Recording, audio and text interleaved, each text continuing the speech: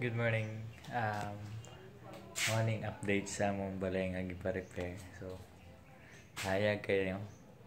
Wala pa ko itulog kay 1 p.m. Nag-start nag-ulan dayon. Kita ni open. So, open nila ni whole night kay sita ni. Wala pa natin maskaran dayon. Pa natin subutan og ato pero dani mana color off ni so medyo ligon pero ang next struggle ani is kining dani kay dari nga side si Zeke natulog maning kwarto sa mama so kung magtrabaho na dani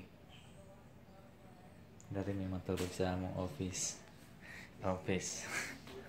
sa among workstation so dani may mga tulog dani wala man naging trabaho dani kay lahi na separate naman ning ato so kanilang gyud dani kay wala gyud ni siya na trabaho sukad so mo to so hopefully mga 1 week 2 weeks mahuman na ni tanan kay basta ma-short sa tong budget so mo to yeah thumbs up sa mga nagtrabaho.